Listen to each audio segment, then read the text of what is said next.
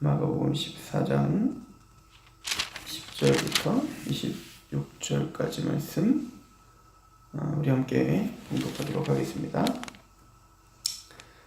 시작. 12 중에 하나인 가룟 유다가 예수를 넘겨주려고 대제사장들에게 가매 그들이 듣고 기뻐하여 돈을 주기로 약속하니 유다가 예수를 어떻게 넘겨줄까 하고 그 기회를 찾더라. 무교절의 첫날 곧 유월절 양 잡는 날에 제자들이 예수께 여짜오되 우리가 어디로 가서 선생님께서 유월절 음식을 잡수시게 준비하기를 원하시나이까 하매 예수께서 제자 중에 둘을 보내시며 이르시되 성내로 들어가라.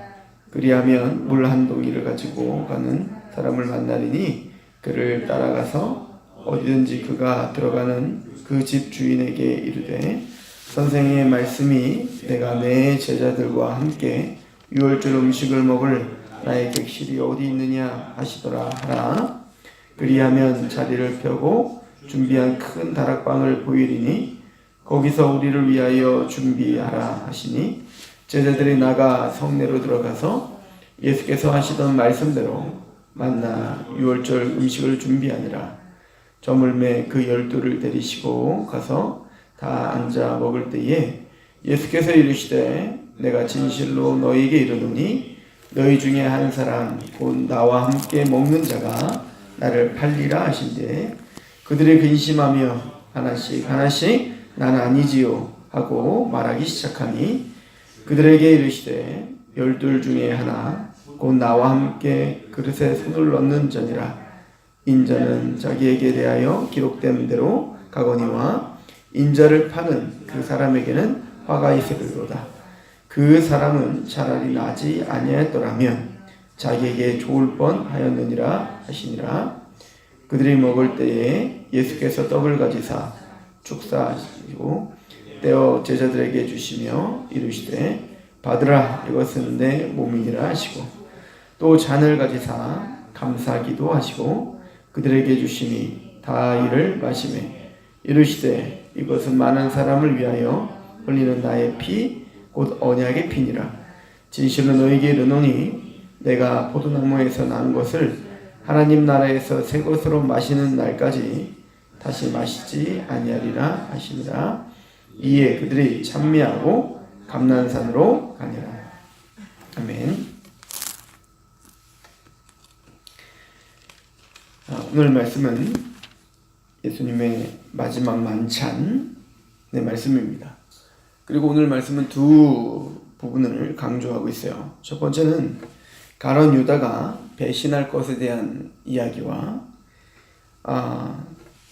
예수님의 피와 예수님의 살이 바로 우리의 생명의 양식이며 또 생명의 음료 되심을 설명하고 있습니다. 예수님께서는 지금까지 어떻게 보면 심판에 대해서 설명하고 있었지 않습니까? 즉 그 종교 지도자들과 논쟁을 하면서 성전을 청결하게 하는 사건을 통하여 제사장들을 그들의 무지함과 그들의 외식 또 그들의 탐욕을 드러냈죠. 또 바리새인과 헤롯 당과의 그 세금 문제 논쟁을 통해서 그들의 무지함 또 완악함을 드러내셨습니다. 사두개인과는 부활에 대한 논쟁을 통해서 종말에 대한 무지함 또 성경에 대한 무지함 또 하나님의 능력에 대한 무지함들을 사두개인들의 무지함을 드러냈고요. 또 서기관들과 논쟁을 하시면서 이제 율법 계명 중에 가장 큰 계명은 무엇입니까? 서기관들은 말은 잘했죠. 하나님 사랑과 이웃 사랑. 말은 그렇게 해놓고는 정말 정작 사랑의 실천 또 그 사랑이 뭔지도 모르는 그 무지함을 드러냅니다. 그래서 돈이 없는 그 과부의 그 얼마 안 되는 돈들을 착복하고 그러면서도 말로는 하나님 사랑, 이웃 사랑을 이야기하고 있는 그런 외식과 그런 회칠한 무덤과 같은 그런 서기관들의 죄악성을 드러냈습니다. 즉 제사장, 사두개인, 바리새인, 헤롯 당, 서기관 모든 종교 지도자들, 그리고 사실은 그 전에는 군중들에 대한 무지함들이었죠. 그죠? 예수님이 예루살렘에 입성할 때 호산나 다윗의 찬송하리로다, 그죠? 이렇게 찬양을 했지만 그들은 예수님의 메시아됨, 그리스도됨을 하나님의 뜻대로 이해하지 못하고 있었습니다. 그리고 나중에 이제 그들은 호산나 찬송하리로다 라고 외쳤던 그들은 예수를 못 박으라 라고 외치게 되는 거예요. 그래서 예수님께서는 이런 모든 말씀을 하시고 무화과 나무의 비유를 배우라. 이제는 곧 주의 재림이 내가 십자가에 죽고 부활하고 승천한 이후엔 다시 재림할 것이, 그때는 끝이 올 것이다. 그리고 이 유대는 AD 70년에 이 성전이 파괴되고 몰락하게 될 것이다 라고 하는 이야기와 이제 구름을 타고 예수님께서 오시겠다라고 하신 그 이야기가 뒤섞여 우리에게 이제 종말과 심판, 하나님은 때를 아무도 알지 못하지만 반드시 그 일은 일어날 것이다 라고 하는 이야기를 합니다. 사실은 참 무거운 주제이죠. 무거운 주제이고, 또 우리가 어떻게 그 종말을 준비해야 될지. 근데 사실은 그 바리새인과 서기관과 사두개인, 그리고 제사장들의 모습을 보면서, 또 군중들의 모습을 보면서 누가 감히 거기서 자유로울 수 있는 사람이 있겠냔 말이에요. 저는 이런 죄인들, 그러니까 바리새인, 서기관들, 제사장들, 이런 그 지도자들, 또 유대의 군중들만이 죄인이 아니라 사실은 하나님 앞에 우리 모두가 다 그런 죄인들이에요. 예수님을 십자가에 못 박는 그런 참담한 일이 이제 계속 일어나는데, 꼭 포도원 비유처럼 그 주인이 그 포도원의 소출을 따기 위해서, 달라기 위해서 그 일꾼들에게 이제는 그 하인들을 보내지 않습니까? 농부들에게. 근데 그 하인들을 죽여요. 그래서 또 보낼 때 또 죽여요. 또 보낼 때 또 죽여서 최후로 이제는 그 아들을 보내면 죽이지 않겠지? 그리고 아들을 보냈더니 아들도 죽여요. 그 참담한 일이 바로 십자가 사건인데, 그 십자가를 죽였던 군병들, 십자가에서 예수를 죽였던 그 군병들과 또 고소했던 바리새인과 서기관, 제사장, 그리고 모든 군중들, 그리고 자신의 안위를 위해서 분명히 무지함을 알고 있음에도 불구하고 그 예수를 사형 언도를 내렸던 빌라도, 그 모든 사람들이 사실은 다 우리의 모습인 거죠. 우리가 바로 그 자리에 빌라도에 처지했으면 우리도 사형 언도를 내렸고, 또 우리도 그런 군중들처럼 우리의 마음에 들지 않고 내 뜻에 맞지 않는 그 예수, 그 하나님을 조롱하고 원망하는 게 우리이며, 우리의 어떤 그 지금 권세와 지금의 자리를, 나의 어떤 그 이익을 추구하기 위해서 하나님을 이용해 먹으려고 했던 제사장과 바리새인들, 그 지도자들이 바로 우리의 모습들이지 않냔 말이에요. 우리는 다 죄인입니다. 그래서 우리가 지난 시간에 상고했듯이 예수께 향유를 본 그 여인이 어떤 마음으로 지금 나왔는지를 우리가 상고했잖아요. 즉 두 번의 이야기가 있다고 했는데, 바로 두 번의 이야기는 사실은 다 일맥상통한 이야기인 거예요. 누가복음에 그 향유를 부었던 그 여인, 아마 창녀였을 것이다 라고 우리 추측하는 그 여인은 자신의 그 죄인으로, 죄됨으로 말미암아 감히 주님 앞에 설 수도 없었던 나인데, 주님께 큰 은혜를 받고 그 용서함의 은혜를 받고 그 감사함을 주체하지 못하여 자신의 모든 마음으로 자신의 인생을 깨트려 주님께 부어드렸던 그 여인. 그리고 오늘 이 또 14장 3절부터 나오는 그 나사로의 누이, 이 마리아가, 그런데 우리의 죄됨을 씻어주기 위하여, 바로 이런 우리 죄인된 우리를 살려주시기 위하여 십자가에 죽으셔야 될 수밖에 없는 그 장례를, 그 죽으심을 기념하며 그 죽으심을 기억하고 준비하기 위하여 그 향유를 부었던 이 마리아, 바로 예수님이 왜 십자가에 죽어야 되는지를 분명히 알고 있는 것이죠. 왜 예수님이 우리를 대신하여 어린 양이 되어야 되는지를 분명히 아는 자들이 바로 죄됨을 깨닫는 자들인 거예요. 그래서 오늘은 바로 예수님께서 유월절과 가까이 되셔서 이제 유월절 음식을 잡수시는 모습을 봅니다. 사실 이제 유월절날은 양을 잡고 그리고 유월절 음식을 먹어요. 쓴나물이랄지 무교병을 먹어야 되는데 지금은 이제 그 바벨론 포로기 이후에 이 성전이 분명히 있긴 하지만 그 유월절 음식을 양을 잡고 분명히 이제 예수님은 이 제자들과 함께 양을 잡고 이런 거는 하지 않았던 것 같습니다. 유월절 음식을 먹기를 바라고, 근데 이 날짜가 이 마가복음 14장 12절에는 무교절의 첫날, 무교절이라는 거는 유월절 다음 날부터 7일이거든요. 그러니까 그 유월절 날 그 다음 날이 이제 무교절이 시작이에요. 근데 이제 그 유월절과 무교절을 함께 같이 쓰기도 해요. 그래서 아마 이 마가복음과 마태복음을 보면 이날이 유월절인 것 같은 느낌이 들어요. 그런데 실제적인 시간은 요한복음은 아예 체계적으로 이렇게 그 얘기를 해요. 그러니까 유월절 전날이라고 분명히 이야기를 합니다. 그러니까 이 날은 원래 시간대로 하면 유월절 전날인 거예요. 유월절 전날인데, 그럼 마태, 마가와 또 요한이 왜 이렇게 틀리냐? 이거는 사실은 우리처럼 통일된 시간표가 사실 유대적 시간과 또 여러 가지 시간이 좀 달랐어요. 그래서 뭐 금요일 저녁부터 헤아릴 수도 있고 아침부터 헤아릴 수도 있고, 그러니까 이 두 가지 방법이 혼용되어 있었기 때문에 이게 조금 헷갈리는 겁니다. 그런데 이제 요한복음은 정확하게 유월절 전날 아마 이 성만찬을 진행한 걸로 우리가 봐야 됩니다. 자, 그런데 중요한 건 마태와 마가 같은 경우도, 근데 이걸 왜 그렇게 이렇게 강조하냐면, 지금 예수님께서 날짜는 물론 유월절 전날이지만 예수님께서 지금 이 식사를 유월절 식사와 굉장히 긴밀하게 연관시켜 우리에게 설명하기 위함이에요. 그리고 유월절 날은 성만찬을 할 수 있는 시간이 안 돼요. 왜냐면은 이제 잡혀서 돌아가셔야 되는 시간이기 때문에 이제 유월절, 그리고 왜 그랬냐면 이제 그 나중에 보면 알겠지만 이 군중들이 예수님을 급하게 막 잡으려고 했던 것도 유월절 전에, 하여튼 유월절 막 소동이 일어나면 안 되기 때문에 유월절 전날 막 잡고 그랬던 거거든요.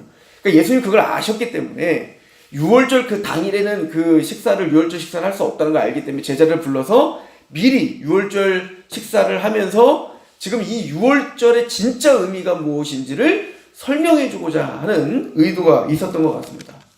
그래서 결론은 뭐냐면 이 유월절 식사의 의미는 이제 22절에 말하죠. 그들이 먹을 때 예수께서 떡을 가지사 축복하시고 떼어 제자들에게 주시며 이르되 받으라, 이것은 내 몸이니라 하시고 또 잔을 가지사 감사 기도하시고 그들에게 주시니 다 이를 마시매 이르시되 이것은 많은 사람을 위하여 흘린 나의 피 곧 언약의 피니라. 그러니까 예수님의 그 십자가에서의 몸이 찢겨지심, 그죠? 그 육체가 찢겨지심과 또 모든 피를 다 흘리지 않습니까? 물과 피를 다 흘리시는데 그 죽으심, 그 피는 바로 언약의 피라는 거예요. 그러니까 그 하나님께서 구약에 하나님의 언약 체결할 때에도 반드시 뭐가 필요했어요? 피가 필요했다고요. 피. 그 생명을 담보로 하는 언약이었다고요. 그런데 바로 이제 우리에게 그 언약의 성취요, 또 우리의 진짜 생명을 주는 그 복음, 그 새 언약의 그 언약의 확증은 바로 예수 그리스도의 살과 그 피로 말미암아 체결된 언약이다 라고 하는 걸 지금 강조하고 계시는 거죠. 그러니까 우리가 창세기 15장에 보면 그 아브라함이 의롭다함을 받은 후에 하나님께서 이곳에서 이 가나안 땅을 내가 너에게 줄게 라고 언약을 하세요. 그럴 때 그 아브라함이 이렇게 물어보죠. 아니, 내가 어떻게 이 가나안 땅을 다시 돌아올 것을 내가 어떻게 확신합니까?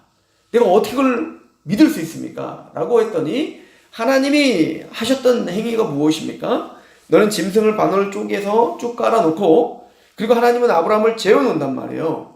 그러니까 그 아브라함, 이게 종주권 계약이라고 우리가 계속 배웠지 않습니까? 종주권 계약. 그래서 그 당시에 고대 근동에 큰 나라가 작은 나라와 뭔가 조약을 맺을 때, 종주권 계약을 맺을 때 그 작은 나라는 그 쪼갠 고기 사이로 지나가야 되는 거예요. 그래서 무슨 얘기죠? 이 언약이 체결된 것을 어기면 너는 이 쪼갠 고기처럼 네가 쪼개질 것이다. 네가 피를 흘릴 것이고 네 육체가 쪼개질 것이다 라고 하는 것을 담보로 그곳을 걸어가 언약을 체결하는 거예요. 그런데 아브라함과 하나님이 언약을 체결하는 데는 하나님이 아브라함이 지나가야 되는 거 아니에요? 하나님과 약속할 때 하나님 왜 쪼개지십니까? 하나님 왜 죽으시냐고요? 그런 일은 있을 수가 없는 거예요, 사실은. 그러니까 아브라함이 목숨을 걸고 그 언약을 지켜내야 되는 겁니다. 그런데 하나님은 아브라함을 재워놓으시고 불로 하나님 홀로 지나가시잖아요. 그러니까 그러니까 아브라함이 그 언약을 성취할 수 없고 사람이 그 언약을 지킬 수 없음을 이야기하는 겁니다. 그 언약은 하나님이 쪼개지는 한이 있더라도 하나님의 생명의 담보로 체결된 언약을 상징적으로 보여주고 있는 것이죠. 그래서 바로 하나님이 쪼개지는 한이 있더라도 그 언약이 성취되는 거예요. 그 사건이 바로 십자가인 겁니다. 그 언약의 성취, 그 언약을 효력 있게 하기 위해서 하나님이신 예수께서, 그의 아들, 하나님의 아들이신 예수께서 육체를 입고 이 땅에 오셔서 그 몸이 찢겨지시고 모든 피를 다 흘려주심으로 체결된 언약의 피라는 거예요. 그래서 그 언약은 취소될 수 없는 것이에요. 그 언약은 다시 번복될 수 있는 게 아니에요. 신실하신 하나님의 언약이 반드시 성취된다는 것을 보여주고 있는 것입니다. 그리고 제가 성만찬을 하거나 그럴 때 항상 강조를 하는데요. 왜 하나님께서는 예수님의 몸과 피를, 그 언약의 피를 왜 먹는 빵과 포도주로 우리에게 설명을 하시는 걸까요? 두 가지를 우리가 생각해야 되는데요. 첫 번째는 그 당시에 포도주와 빵은 주식이었어요. 주식, 사실은. 그러니까 우리처럼 물과 밥과 같은 거예요. 매일 먹는 겁니다, 사실. 그래서 사실은 그 당시에 이제 예배로 모이면 첫 번째는 말씀 예배를 드리고 두 번째는 성찬식을 했던 겁니다. 진짜 구원받은 사람들이 함께 모여 성찬식에서 교제를 하는 거거든요. 그러니까 밥을 먹는 거예요, 같이. 애찬이죠, 우리로 말하면. 그럼 밥을 먹으면서 뭐 하는 겁니까? 예수 그리스도, 빵을 먹으면서 바로 우리가 예수 그리스도의 육체에 찢겨지심으로 이렇게 새 생명을 얻어 우리가 함께 이렇게 교제하고 있습니다요. 또 그 포도주를 마시면서 우리는 예수 그리스도의 피로 말미암아 이렇게 새 생명을 얻었습니다를 기념하는 거죠. 그것처럼 우리는 빵과 포도주를 먹으며 음식을 먹으면서 매일매일 사실은 뭐 해야 되는 겁니까? 그 예수님의 십자가를 기념하고 기억하며 살아야 되는 거예요. 그리고 또 두 번째는 이 먹는 음식으로 말씀하시는 것은 예를 들어서 포도주를 마시면 그 포도주가 포도주대로 그냥 우리 몸을 통과하여 밖으로 소변으로 나가는 포도주가 어디 있냐고요. 그 포도주는 분명히 우리에게 소화가 되어서 내 피가 되는 겁니다. 또 이 빵을 먹으면 빵이 떼굴떼굴 굴르다가 갑자기 그것을 그냥 밖으로 그냥 통과해서 밖으로 그냥 그대로 빵으로 나가는 빵이 어디 있냐고요. 그 빵을 씹어 먹으면 그 빵이 내 살이 되는 겁니다. 소화가 되어 이제는 빵과 포도주가 내가 되고 내가 포도주와 빵이 되는 거예요. 그러니까 이게 완전한 이 소화가 되어서 내 몸, 내 육체와 내 피가 되는 거 하나가 되죠. 연합이 되죠. 이게 참 신비해요. 가만히 생각해보면 참 신기한 일이에요. 어떻게 음식을 먹었는데 그게 피가 되고 그게 어떻게 살이 되고 어떻게 그렇게 우리가 인간이 그렇게 어떻게 만들 수 있겠냐고요. 근데 하나님은 그렇게 우리 인체를 만드셨다고요. 그렇게 해서 또 살아가게 하셨다고요. 자체적으로 생명을 얻지 못하고. 그거를 보면서 맞습니다. 예수 그리스도는 우리의 그 예수님의 몸이 찢기시고 그 모든 피가 흘려지심으로 당신은 우리의 생명의 양식이며 당신은 우리 생명의 음료가 되셔서 그 예수님과 우리가 신비한 연합이 돼야 되는 거예요. 예수님 믿을 때 내가 예수님 안에, 예수님이 내 안에 온전한 연합이 되어 그렇게 우리는 구원받을 수 있다는 것을 표현하는 것이 바로 성만찬인 거예요. 예수님은 우리의 생명의 양식이 되어 주셨죠. 그래서 오병이어 기적을 통해서 우리가 이미 상고했듯이 오병이어 기적에서 가장 강조해야 될 점이 거기 있는 거죠. 바로 나는 모세가 광야에서 너에게 만나를 먹여줬지만 내가 너에게 줄 만나는 그 만나가 아니라 바로 내가 생명의 떡이다 하는 거예요. 또 내가 생명의 음료라는 것이죠. 예수님이 이 땅에 오신 이유는 섬김을 받으러 오신 게 아니라 도리어 섬기려 하고 자기 목숨을 많은 대속물로 내어주러 왔다는 거 아니에요?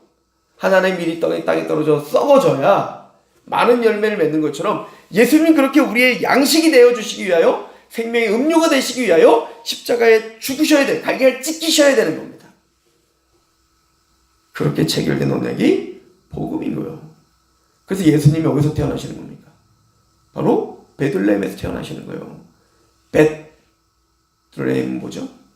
떡집이라는 말입니다. 떡집, 빵집이라는 거예요. 그러니까 그 빵집에서 예수님이 우리의 먹이가 되어주시기 위하여, 우리의 양식이 되어주시기 위하여 베들레헴에서 그래서 태어나는 겁니다. 그리고 그 베들레헴에서 특별히 어디에? 구유에서 태어나시는 거예요. 먹이통에서 말입니다. 즉 하나님이신, 지극히 높으신 하나님이 우리를 위하여 자신의 육체와 피를 다 쏟으시고 찢기시기 위하여 의도적으로 이 땅에 먹이통으로 내려오신 거예요. 우리의 생명의 영원한 양식이 되어 주시기 위해 하시는 거죠. 저는 마가가 바리새인과 서기관과 제사장과 사두개인들의 죄들, 또 그 군중들의 모든 죄악상들, 앞으로 계속 그 죄악상들이 드러나겠지만 용서받을 수 없는 그런 죄들을 나열하고, 또 마태복음 23장에 그 심판에 대해서 화이슬 찢어 외식하는 서기관 바리새인들이요, 그렇게 심각한, 그러나 그 앞에 우리 모두가 다 죄인인 것을 인정할 수밖에 없는 이 시간에 주님 성만찬을 하시며 나는 너희의 생명의 떡이고 내 피가 바로 생명의 너에게 주는 생명의 음료이다, 신령한 음료이다 라고 하는 것을 설명하시는 이야기는 대단히 큰 의미가 있고 은혜가 되는 거예요. 사실은 가룟 유다에 대한 배신에 대한 이야기를 했지만 그 가룟 유다도 사실은 우리가 바로 그 가룟 유다 아니겠습니까? 그 가룟 유다와 우리가 다른 점이 무엇입니까? 사실은 이제 복음서는 이 가룟 유다와 누구를 비교하냐면 베드로를 비교합니다. 사실은 베드로나 가룟 유다나 다 예수를 배반했다고요. 유다는요, 예수를 팔아 넘긴 다음에 곧바로 어떻게 했죠? 후회했습니다. 너무너무 힘들어했습니다. 내가 예수를 팔았다 라고 하는 것 때문에. 단 그 유다와 베드로의 다른 점은 유다는 그 죄의 압박감으로 인하여 그냥 자살을 택했습니다. 베드로의 다름은 그 예수를 3번이나 저주하며 부인한 그 베드로를 예수님이 찾아가셨어요. 그래서 예수님은 다시 그 사랑의 고백을 받아내시죠. 이게 다름이에요. 우린 똑같은 죄인인 거예요. 우린 베드로와 유다처럼 그렇게 십자가 앞에 예수를 부인할 수밖에 없는 죄인들이에요. 다름이 있다면 그 끝까지 예수께서, 주님께서 베드로를 붙잡아 마침내 사랑의 고백을 받아내시고야 마는 것처럼 우리를 포기하지 않는 그 하나님의 은혜가 우리를 붙들고 놔주지 않는 것, 그 견인하시며 그 불강력신 은혜로 말미암아 우리는 이 자리에 있는 것뿐입니다. 다름은 없습니다. 우리는 유다보다 좀 더 낫거나 우리는 베드로처럼 뭔가 선한 것이 우리에게 있다라고 생각할 어떤 여지도 우리에게는 없습니다. 우리 생명의 떡이시며 우리 생명의 음료이신 예수 그리스도께서 바요나 시몬아, 사탄이 너를 밀가부르듯 너를 청구했지만 나는 너의 믿음이 떨어지지 않도록 내가 간구했다. 끝까지 붙드시는 그 예수 그리스도의 그 은총이 없다면 우리도 유다요, 우리도 제사장이요, 우리도 서기관이요, 우리도 사두개인이요, 빌라도인 거예요. 우리를 위하여 십자가에 죽으시고 그래서 살이 찢기시고 피를 흘리시는 그 언약의 피가 되시는 예수 그리스도, 언약의 성취요 언약의 근본이 되시는 예수 그리스도께서 오늘 우리를 붙잡고 계시기에 우리가 오늘도 감사하며 이 날을 기념하며, 사실 매일매일 그걸 기념해야 되는 겁니다. 매 순간 우리는 그걸 기념해야 되는 겁니다. 바로 예수 그리스도께서 우리를 위해서 십자가에 죽으셨습니다. 그 십자가의 은총이 오늘 하루 우리를 뒤흔들고 또 인도하는 하루가 되시길 축원합니다. 기도하겠습니다. 하나님 아버지, 너무나 감사합니다. 주 하나님의 은총과 그 은혜 가운데 우리가 거하고 있음을 기억합니다. 하나님의 은혜가 없다면 우리는 한순간도 살 수 없으며 우리가 영원한 하나님의 나라를 바라볼 수도 없는 자임을 압니다. 거룩하시고 죄가 없으신 예수께서 우리를 대신하여 십자가에 죽으셔 그의 살이 찢기시고 모든 피를 흘리신 그 속죄의 은혜를 알기에 향유를 부은 여인처럼 우리가 우리의 인생을 하나님께 허비하며 우리의 인생을 하나님께 부어드리며 사도 바울처럼 내가 모든 나의 삶을 하나님께 전제로 부어드렸다 라고 말씀하신 그 은혜를 따라가고자 합니다. 하나님, 그 사랑이 오늘도 우리의 생각과 마음과 의지를 강권하게 하시옵소서. 예수님의 이름으로 감사하며 기도합니다. 아멘.